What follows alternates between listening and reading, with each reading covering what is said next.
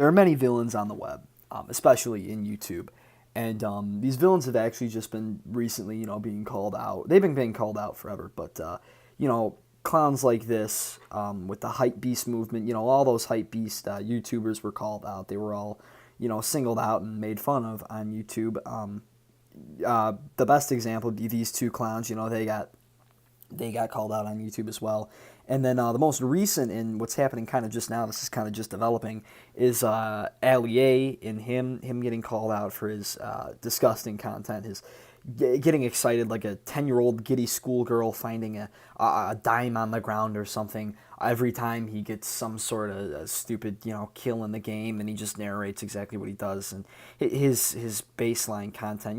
There have been YouTubers that are, good Samaritans, let's call them, and they call these guys out on their wrongdoings, because sometimes we don't even realize that they're that bad at content creators until we really take a step back and look at it, and look at how awful the content they're putting out is. But I think there's a particular type of video or particular genre of content that hasn't been called out enough. I mean, it's been called out a little bit here and there, but it hasn't been called out nearly on the scale it needs to be, and that's DIY videos and crafts and life hacks. Anything in the DIY genre, we'll call it. And the reason I think these videos don't get really as much criticism as they should is because, I mean, at face value, there really is nothing wrong with them. Crazy Russian Hacker was a great YouTube channel. I loved watching it as a kid. I mean, like, not all the, hacker videos, life hack videos are really that bad. I think it's a couple bad eggs, and the bad eggs that are ruling the majority of these channels nowadays are just completely disgusting. But at face value, it really, all it is just bad content. I mean, they can't really be blamed that much for bad content. But yet, someone's got to call them out. Someone's got to do the job of saying, hey, your content's pretty god-awful. I'd like to start that. I know my channel doesn't have very much reach, but, we'll try. We'll see what happens. But I think the most abhorrent, and where I'm going to start with, I might make some more videos in the future, might not, but where we'll start with is definitely this channel right here, 5-Minute Crafts. It's god-awful. It is... Oh my gosh, I can't even begin to tell you. I mean, look at the subscriber count, and it pretty much tells you everything you need to know. 21 million for crafts. I couldn't name 15 people I know that like crafts. I mean, the fact that they have 21 million, something's fishy here. Something doesn't smell right. Something's wrong. So let's take a dive deeper. And another note I'd like to add is they've got a second channel right here called 5-Minute Crafts Kids Edition. Who are they kidding? All of their content is geared towards kids. There's absolutely zero chance that their content's not geared toward kids. I mean, seriously, it's got to be geared toward kids. Give me one adult, one person over the age of, say, 15 that says, I really can't wait for that next DIY video to come out. I've been craving it all day, all week long. It's all I can think about is the next life hack video I can find. So, just to start off, we'll just start off with what I've observed thus far. So, as far as I can tell, this 5-Minute Crafts, I checked around, I've been poking around in the community, the tightly knit crafting community. There really aren't many quarrels between the crafters, but I've poked around in this community, and I've seen, they're I guess, I'm not really competitors, I can't really say competitors, but I can guarantee one thing. I can say this with 99.9%, 100% certainty. I'll just say 100%, makes it far easier. I can say this with 100% certainty. They are either conspiring with other channels or they are directly ripping off other creators. I think there are some videos earlier on where they literally just take clips from other channels and they put them onto their own channel. I'll have to go back and look for that. I haven't really gotten all my footage yet for this, but I can guarantee you they are either conspiring with others or taking content directly from other channels. I don't know which one it is yet, and I don't really aim to find out right now. But I'll do some poking around and see what I can find. See if I can find if it's a direct ripoff or not. But that's one issue, just at face value, based off my observations. Another issue I'd like to file with the complaint department of 5-Minute Crafts, which seems to be non-existent, is that they are god awful at what they do. I mean, seriously, it is.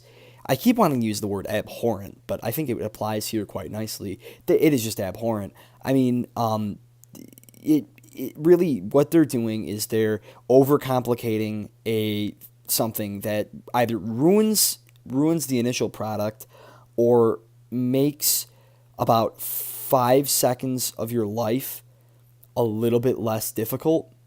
But the catch is you have to watch a 20-minute video to get there. Usually a lot of the stuff that actually is somewhat valuable or could help maybe in like one or two situations tops in your life is like you could figure out in about 5 seconds when you're actually put in the situation like, hey, there's a rock there. Perhaps I'll walk around it. Wow. That's really like the stuff they're putting out. And you'll see this when I play examples, but I mean it's just it's painful watching through 20 minutes of film to find this just one example of something that might be helpful at one point in your life. It's repulsive. All right, so we're not even like half a second into this video yet. That's like legitimate, and I already have a gigantic problem with this. If you look very closely, the girl's belt has just literally snapped right down the leather. That has never happened to me. I wear the same belt every day pretty much for an entire year, 365 days around, and that has never happened to me. I've had a belt buckle break off one time, but that was about it. I mean, I don't know how often you've got to wear a belt, but you got to be the biggest cheapskate in the world or something to have a belt break like that.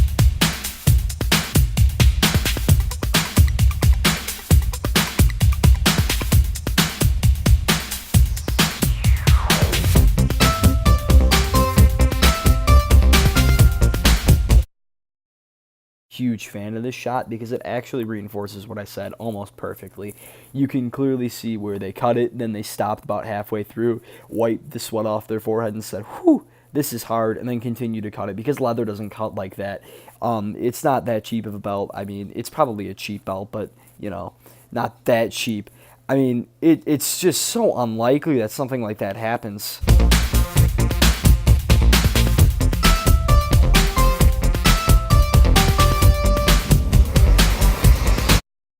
Oh boy, I hope I'm ready.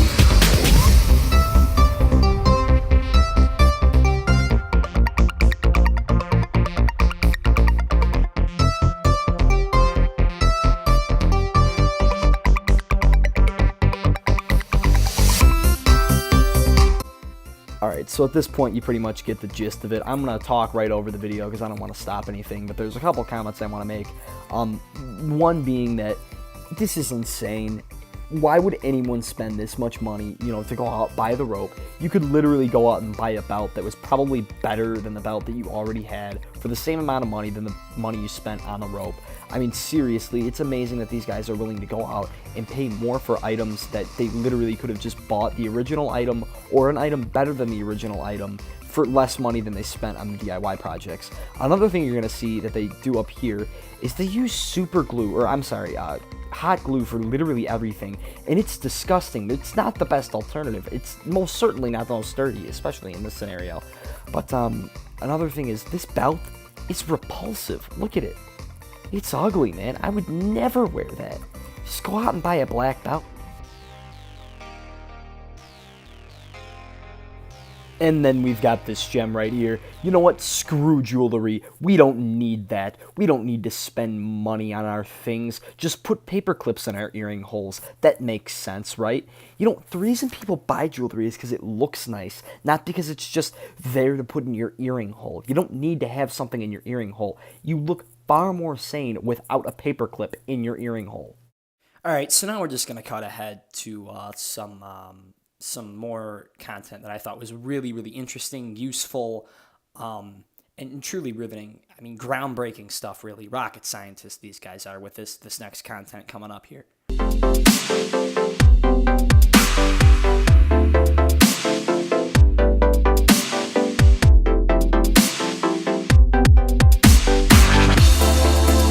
I don't know if these guys are aware of this, but the object they just used to build that toothbrush holder, whatever it is, they're called the Legos.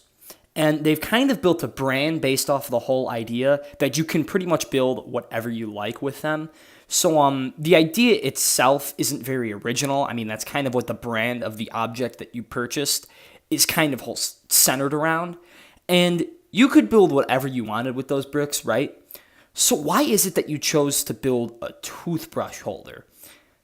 I think that that's kind of a little bit, you know, unexciting compared to all the other things you could have built. I mean, you could have built like a dinosaur or something cool. No, toothbrush holder sounds about right. I wonder if this works on pencils or if this design only works for toothbrush. Is toothbrush the plural of toothbrushes? I don't know. But I wonder if this only works on toothbrush. I bet it does. I bet you couldn't put pencils in there or pens. I bet that doesn't work. That's completely off limits.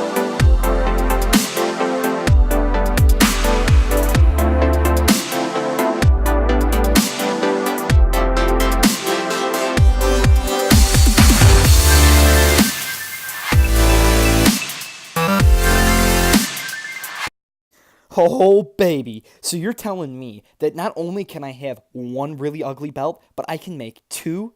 Whoo, sign me up, man. Seriously, who came up with this idea, though? That's genius. Let's just take some string and wrap it around the belt. That's genius, dude. I mean, seriously, I wouldn't have been able to think of that.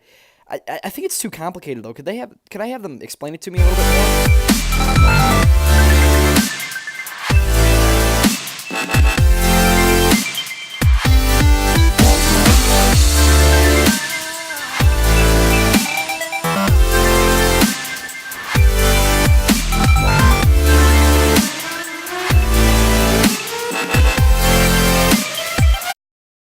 This is the part where you get the credit card out, wind that up, and just snort it. Just snort all of it. Just get high as all.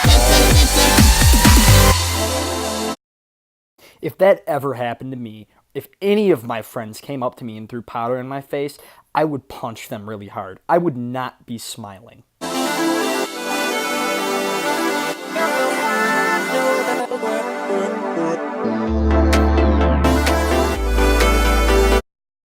Don't you dare put that on that shoe. Don't ruin another article of clothing that is perfectly fine and perfectly functioning. Don't do it.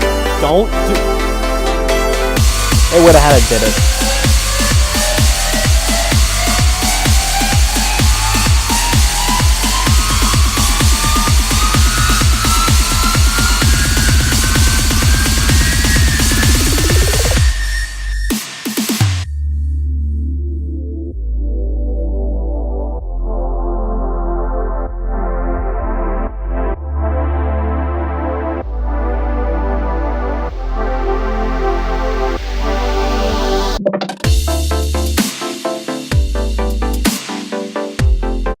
Whoa! Okay, I talk about a plot gap. I mean, talk about right there, man.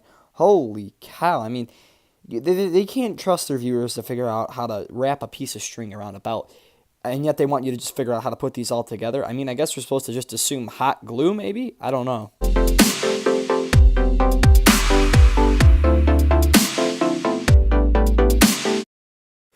How did the bars get on the strings? I can't figure it out. Also, they say a picture says 1,000 words. Well, this one says 5. They have absolutely no creativity. I mean, seriously, if you take a real close look here, you'll see some water bottles, right? And if you look closely at those water bottles, guess what? They're wrapped in string. That is the level of their creativity.